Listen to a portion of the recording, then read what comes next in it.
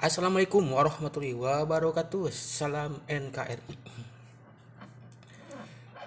Baik teman-teman, di video kali ini ya saya akan mereview sebuah status di Facebook, yaitu sebenarnya status saya sendiri ya.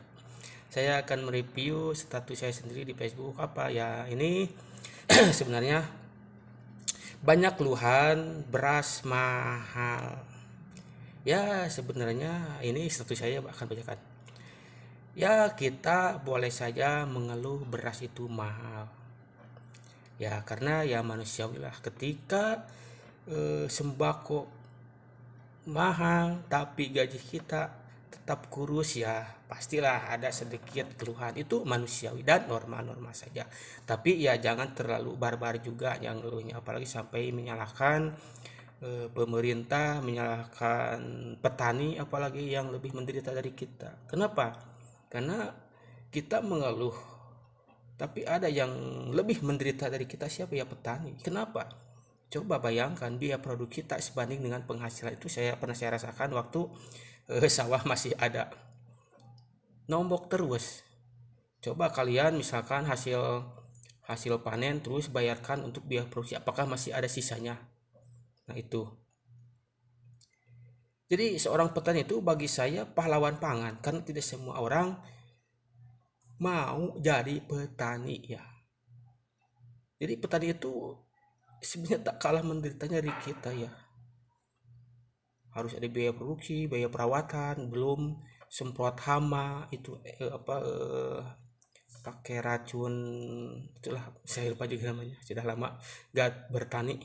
Tapi mahalnya biaya produksi saya tahu ya. Belum lagi kalau misalkan nanti kena hama disemprot lagi.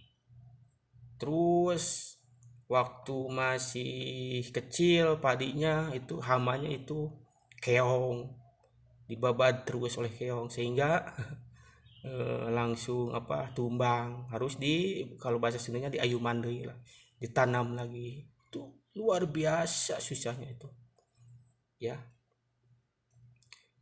Nah terus ya pengalaman saya seperti itulah. Nah ini yang namanya mahal, apakah wajar?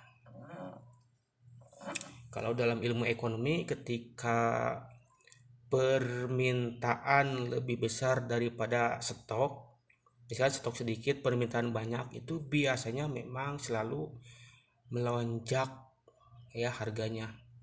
Ada yang naiknya sedikit-sedikit tapi terus-terusan naik. Nah ini yang jadi masalah. Nah ini memang pemerintah tidak bisa disalahkan juga, karena keadaan waktu kemarau panjang sehingga petani tersendat untuk bertani lagi. Meskipun ada irigasi, tidak semua sawah mendapatkan irigasi atau sumber air yang cukup. Misalkan ada yang pinggir sungai bisa bikin bendungan, tapi tidak semua sungai juga ada airnya. Kadang-kadang kalau misalkan kemarau 2 minggu aja langsung kering, itu ada sungai seperti itu. Nah ini untuk di Cianjur sekalipun yang penghasil beras yang terus menerus tanpa henti, panen tanam lagi, panen tanam lagi, tetap aja mahal karena permintaannya bukan hanya dari wilayah Cianjur tapi dari berbagai wilayah. Maka terjadilah kenaikan harga. Apakah itu wajar? Ya kalau melihat dari ilmu ekonomi ya sebenarnya masih wajar ya. Jadi gitu. Terus ya ada kenaikan harga tapi setelah naik tidak turun. Nah kita flashback ke belakang ketika tahun, nah ini status saya sendiri ya, tahun 80 90 itu harga beras berapa waktu itu? Memang pernah terjadi krisis moneter. Itu pun waktu krisis moneter tidak langsung 10.000 berasnya, begitu ya.